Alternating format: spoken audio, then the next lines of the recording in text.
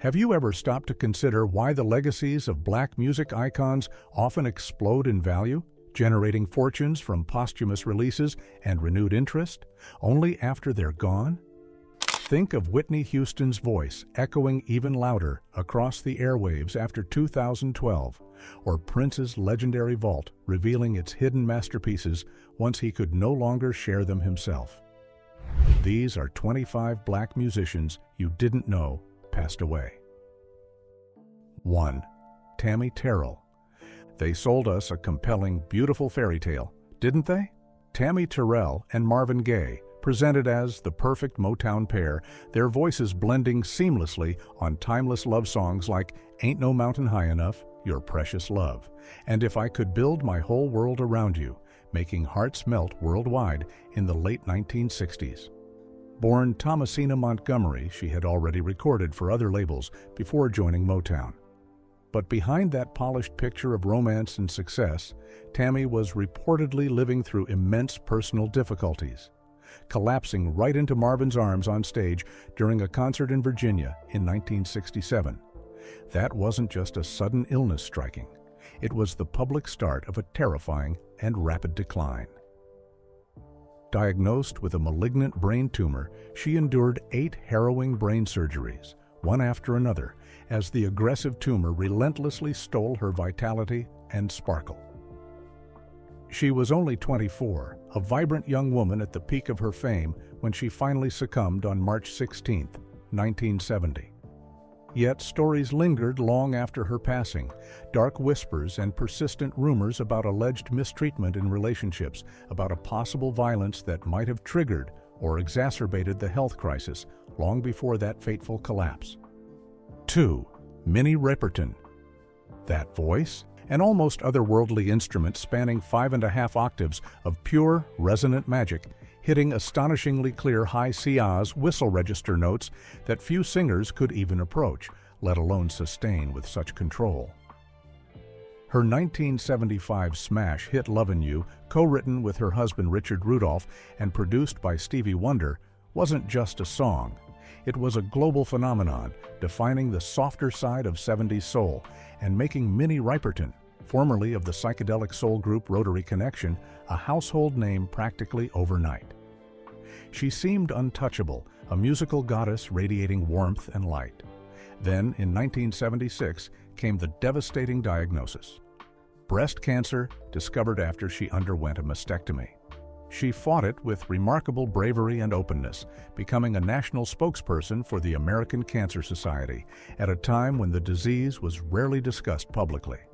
She became a symbol of hope and resilience, even as the clock was tragically ticking down.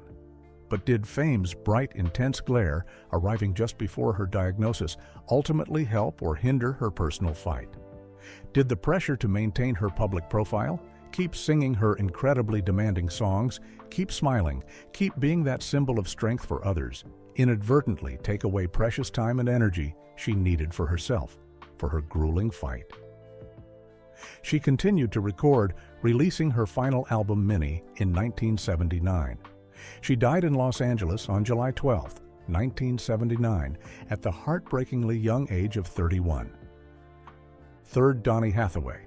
Genius, that's the word consistently and accurately used for Donny Hathaway. His voice, steeped in gospel and blues, could tear your heart out with raw vulnerability 1 minute. A Song for You, and mend it with uplifting soul. The next Someday We'll All Be Free. His duets with college friend Roberta Flack, like Where Is the Love and The Closer I Get to You, remain benchmarks of soulful connection. His solo work, including albums like Everything is Everything and Extension of a Man, showcased his immense talent as a singer, composer, arranger, and keyboardist. He had it all, creatively speaking, but the deeply expressive music often hid a mind in profound turmoil. Diagnosed with paranoid schizophrenia in the early 70s, he faced immense difficulties as the condition reportedly twisted his thoughts, inducing periods of intense paranoia and delusions, making him see enemies where there were none. He tried various regimens of medication, sought therapy, and had periods of hospitalization, battling to manage the darkness that kept relentlessly pulling him under and severely impacting his ability to work consistently. Then the shocking, abrupt end. On a freezing January night in 1979, he plunged from the 15th floor window of his room at the Essex House Hotel in New York. Officials ruled his death self-inflicted, the official explanation provided to the public. But was it truly that simple? 4. Phife Dawg. Yo, microphone check. 1, 2, what is this? The instantly recognizable, high-pitched voice belonged to Malik Taylor, better known as Phife Dawg, the beloved 5-foot assassin, and the essential energetic counterpoint to Q-Tip's smoother flow in the legendary hip-hop group A Tribe Called Quest. His witty, often self-deprecating rhymes, packed with sports trivia and playful boasts, "I never half-step 'cause I'm not a half-stepper," were sharp, funny, and utterly distinctive. Phife battled type 1 diabetes for decades, having been diagnosed in 1990, describing it as a relentless enemy constantly chipping away at his health. He required dialysis treatments for years. Hopes were raised when he received a kidney transplant from his own wife in 2008, seemingly a miraculous second chance at sustained health. But the underlying disease persisted, a formidable foe, and eventually the transplanted kidney failed, forcing him back onto dialysis. The disease kept coming back stronger each time, leading to further complications. Phife Dawg passed away in his home on March 22, 2016, due to complications from diabetes. He was only 45 years old. We deeply mourn the loss of his unique voice and contribution to one of hip-hop's greatest groups, but his passing prompts reflection. In a culture that sometimes celebrates excess, did the demands of a musician's lifestyle potentially complicate his health management? 5. David Jolicoeur. De La Soul didn't just join hip-hop, they reconfigured its possibilities. Emerging from Long Island in the late 80s, their debut 3 Feet High and Rising was a kaleidoscope of positive vibes, quirky humor, and radically inventive sampling Me, Myself, and I. Trugoy the Dove, aka Dave-born David Jolicoeur, was absolutely central to that unique, infectious DAISY, age, sound, and sensibility. His thoughtful, often introspective rhymes complementing Posnuos's style perfectly. But beneath the often sunny, happy-go-lucky image projected through their music, Dave was carrying a heavy physical burden in recent years. He revealed in 2017 that he was suffering from congestive heart failure, a serious condition weakening the heart muscle. He bravely managed this condition, even wearing a LifeVest machine under his clothes as a portable defibrillator, a constant reminder of his health struggle. He spoke about it publicly, maintaining a hopeful outlook despite the challenges. Then, with cruel timing, just weeks before De La Soul's classic catalog was finally set to debut on streaming services after decades of frustrating legal battles over sample clearances, Dave was suddenly gone. 6. Fred White, Earth, Wind, and Fire. Their name alone conjures a universe of sound, joyous, spiritual, funky, orchestral, creating the ultimate soundtrack for celebration with hits like September, Let's Groove, and Fantasy. Fred White, younger half-brother of founders Maurice and Verdine White, was the powerhouse drummer who joined the band's classic lineup as a prodigious teenager in 1974. Already seasoned from work with Donny Hathaway, Fred laid down the infectious, intricate grooves that made the world move, becoming the thunderous pulse behind their celestial fire during their peak 70s era. He powered albums like That's the Way of the World and Gratitude.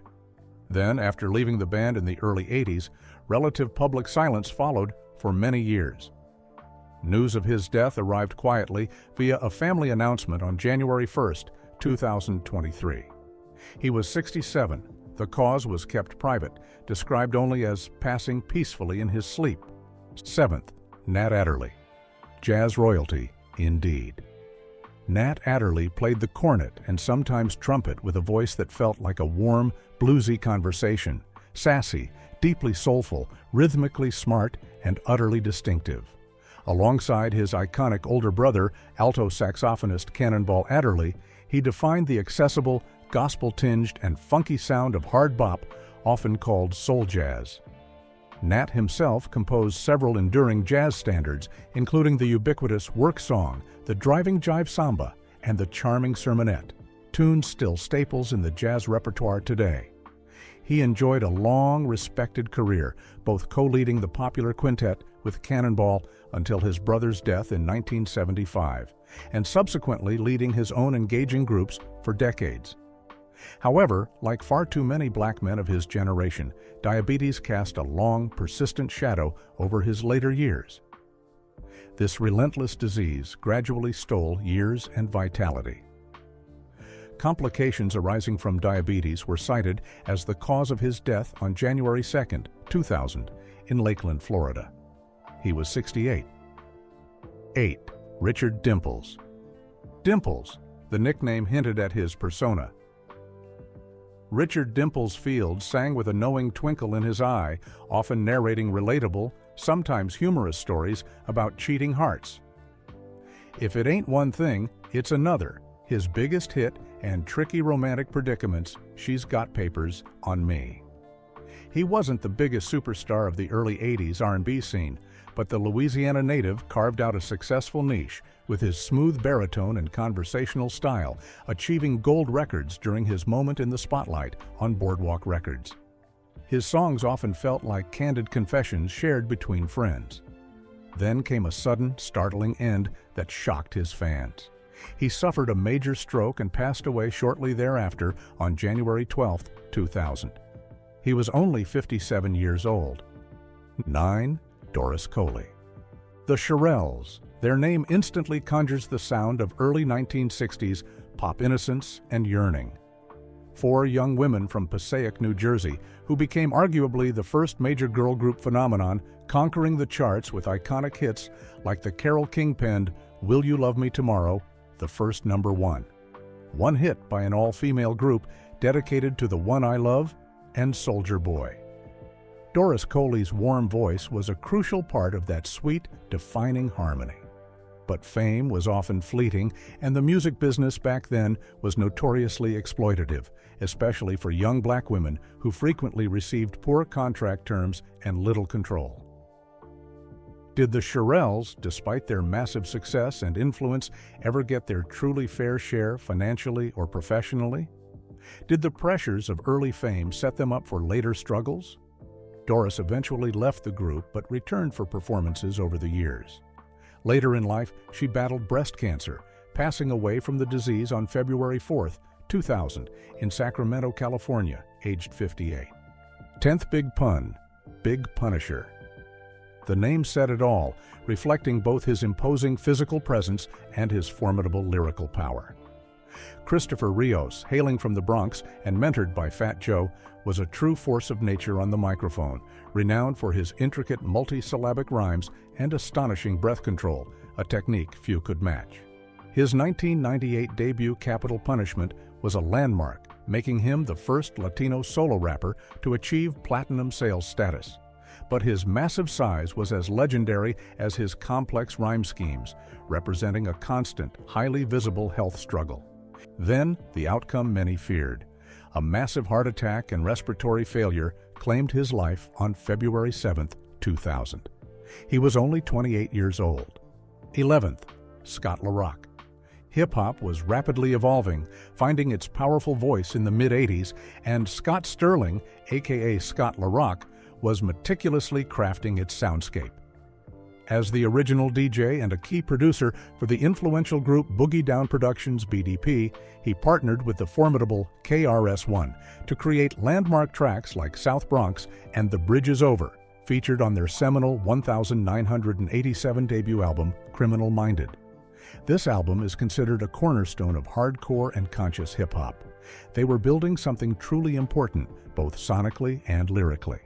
Then, senseless violence shattered their ascent. On August 27, 1987, Scott LaRock was attempting to act as a peacemaker, trying to de-escalate a conflict involving fellow BDP member D-Nice in the South Bronx. During the altercation, shots were fired, and Scott was fatally wounded while sitting in a vehicle. He died shortly after at just 25 years old.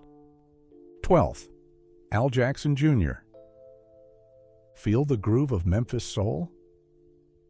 You're feeling Al Jackson Jr., nicknamed the Human Timekeeper. His impeccable drumming was the absolute bedrock of the Stax Records sound. As a founding member of the integrated house band Booker T and the MGS Green Onions, his distinctive in-the-pocket drumming powered legends like Otis Redding, Sam and Dave, Wilson Pickett, and Albert King. Simple, perfect, undeniable feel. He was musical bedrock, the epitome of taste and timing. Then unimaginable horror invaded his life. On October 1, 1975, Jackson was shot and eliminated in his own Memphis home after returning to find intruders. He was only 39. 13th, Philippe Wynne. That voice. Philippe Wynne's soaring, improvisational tenor wasn't just a voice in the Spinners. During his 1972 to 1977 tenure, it was the electrifying spark that took the veteran group to unparalleled heights on Atlantic Records under producer Tom Bell. His incredible ad-libs and passionate calls and responses on hits like Could It Be, I'm Falling in Love, One of a Kind, Love Affair, and The Rubber Band Man were pure, spontaneous magic. He was the dynamic improviser, the undeniable star of their live shows.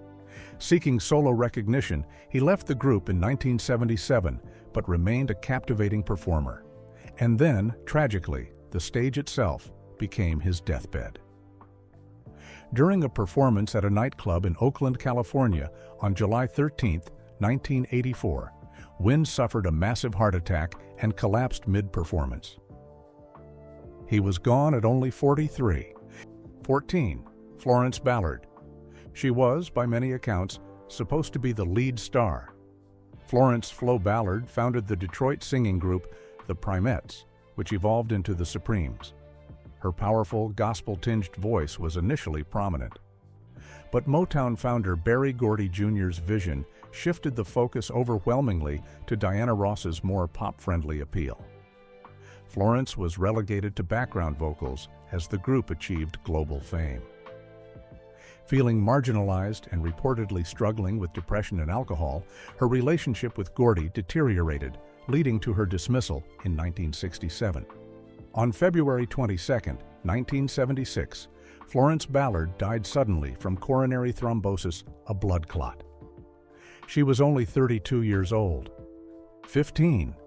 David Ruffin.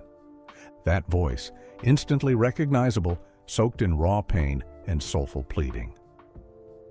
Think my girl ain't too proud to beg. David Ruffin was the electrifying lead singer of The Temptations during their classic 1960s Motown peak, his urgent tenor defining their sound. But with fame came a growing ego. Demands for special treatment and clashes with the group and Berry Gordy, exacerbated by struggles with debilitating substance use, particularly cocaine, led to his firing in 1968. He launched a solo career My Whole World Ended, but reportedly never fully escaped his personal difficulties. The end came hard and fast on June 1, 1991. After a reported night of heavy cocaine use, an unidentified person dropped Ruffin off at a Philadelphia hospital, where he died from an accidental overdose. He was 50. 16. Eddie Kendricks. If Ruffin was the grit, Eddie Kendricks was the sweet, soaring silk. His exquisite falsetto defined Temptations classics like The Way You Do the Things You Do and the ethereal Just My Imagination, Running Away with Me. A founding member, his voice provided the perfect high counterpoint. Tensions led him to leave in 1971 for a successful solo career, embracing disco with hits like Keep On Truckin'. But decades of heavy smoking took their irreversible toll. Diagnosed with lung cancer, he fought it, even reuniting with Temptations brothers shortly before the end. He died on October 5, 1992, aged 52. A seemingly straightforward tragedy caused by a deadly habit. 17th, Vesta Williams. Powerhouse. That single word perfectly describes Vesta Williams' vocal talent. With a stunning 4-octave range, she burst onto the 80s R&B scene with hits like Congratulations and Once Bitten, Twice Shy. Big voice, big talent. But the industry can be notoriously cruel about image. Vesta spoke openly about her battles with weight and the immense pressure from labels to look a certain way, detailing the emotional toll. Then the shock. Found dead in a California hotel room on September 22, 2011, aged 53. The cause was hypertensive heart disease, with an enlarged heart noted.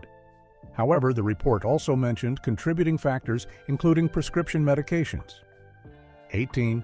Nick Ashford. Solid as a rock. The lyric embodied the enduring partnership of Nick Ashford and Valerie Simpson, one of R&B's most successful and respected duos. As songwriters at Motown, they penned anthems for Marvin Gaye and Tammy Terrell Ain't No Mountain High Enough and Diana Ross Reach Out and Touch before launching their own hit performing career, Found a Cure, Solid. They radiated elegance and partnership. Then came the news he was battling throat cancer. He fought it privately, passing away from complications on August 22, 2011, at 70. A sad loss, seemingly straightforward. Yet throat cancer can sometimes be linked to lifestyle factors, like smoking or heavy drinking, common in past eras of the entertainment world. While no specific information was made public in his case, one might reflect. Did decades performing, the demands on his voice, the stress of maintaining a legendary career play any hidden part? Their musical legacy is monumental. 19th, Gerald Levert. Smooth, soulful. Gerald Levert successfully followed his father, Eddie Levert Sr., the O'Jays, into R&B stardom. Leading the group Levert Casanova, then forging a huge solo career Private Line, Baby Hold On To Me, and joining the supergroup LSG, his powerful voice defined 90s R&B romance. Then gone, just like that. Found dead at home in Cleveland on November 10, 2006, only 40 years old. The autopsy ruled it an accidental overdose from a mix of prescribed pain meds for a shoulder injury and over-the-counter medications for pneumonia. But 40? Shockingly young. Was the pain just physical? Or was there deeper stress, the pressure of fame, the nonstop grind, leading him to rely so heavily on potent medications just to keep going? His work ethic was legendary, perhaps to his detriment. 20. Shawn Levert. Unspeakable tragedy struck the Levert family again, just over a year after Gerald's death. Shawn Levert, Gerald's younger brother and fellow member of the group Levert, died at 39. The circumstances were particularly grim. Incarcerated for failure to pay child support, he fell ill in custody and died shortly after being hospitalized on March 30, 2008.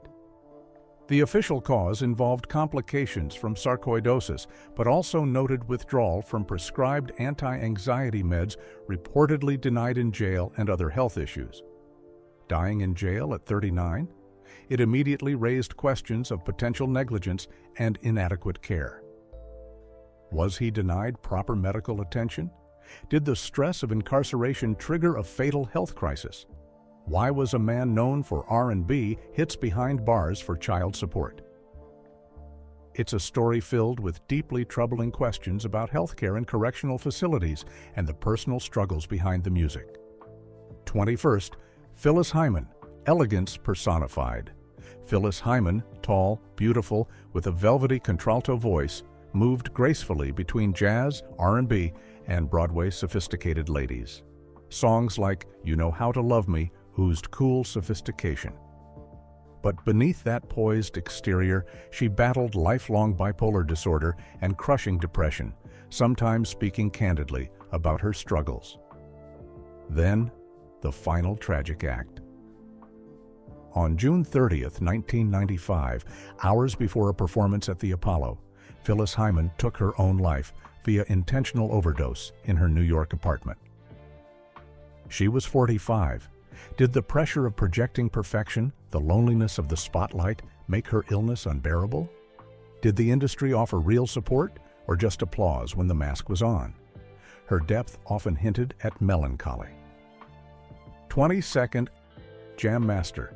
the essential backbone of Run DMC, Jam Master J. Jason Mizell wasn't just the DJ, he was the sonic architect, fusing rock and rap with his powerful turntable skills, becoming an iconic figure alongside Run and DMC. He made the DJ a star, a hip-hop legend, respected community figure, and mentor. Then a brutal homicide. Shot dead in his own Queens recording studio on October 30th, 2002, aged 37. For nearly 2 decades, the case went cold, fueling rumors. Was it a narcotics deal gone bad? An old beef? Finally, in 2020, 2 men were charged and later convicted, with prosecutors alleging the motive was linked to a failed cocaine transaction. 23rd, Heavy D, the overweight lover, MC Heavy D. Dwight Myers brought charm, style, and surprisingly smooth dance moves to late 80s or early 90s hip-hop with hits like Now That We Found Love. He made rap feel good. Successfully transitioning to acting and industry roles, even heading Uptown Records, he seemed to navigate fame well. Then, a sudden collapse outside his Beverly Hills home on November 8, 2011. Dead shortly after at only 44. The cause was a pulmonary embolism, a blood clot traveling to his lungs, often linked to inactivity like recent air travel and weight. Was his famous moniker also a hint at underlying health vulnerabilities, perhaps ignored amidst his charisma? Did the shift away from physically demanding performances contribute? It seemed far too sudden, too young. 24th, Lisa Left Eye Lopes. The L in TLC, the firecracker, the rapper, the creative wildcard. Lisa Left Eye Lopes, quirky verses, signature style wearing glasses or a condom over her left eye, and unpredictable energy made her unforgettable in the record-breaking trio. She co-wrote huge hits, Waterfalls, No Scrubs, but courted controversy burning down her boyfriend Andre Risen's mansion. Seeking spiritual peace, she spent time in Honduras filming a documentary. It was there her path took a fatal turn. On April 25, 2002, while driving an SUV on a rural road, she lost control trying to avoid another vehicle. The SUV rolled, and Lopez was ejected and fatally injured. She was 30. Was it just a tragic accident on a dangerous road? 25th, Gangsta Boo, a true pioneer. Gangsta Boo Lola Mitchell kicked down doors for women in the gritty southern rap scene. Joining 3 6 Mafia as a teen, she was their first prominent female member, her raw, explicit voice refusing to be ignored on tracks like Tear the Club Up, 97. She paved the way for many female rappers. Leaving the group in the early 2000s, she maintained a prolific independent career, collaborating widely and remaining a respected figure. But the end came harshly on New Year's Day 2023. Found dead at her Memphis home, aged 43. An accidental overdose was confirmed: fentanyl, cocaine, alcohol. A deadly mix tragically common today.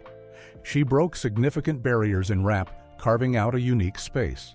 Yet, her final chapter serves as a grim, sobering reminder of the perilous dangers stalking even the most seasoned and successful artists in today's complex world.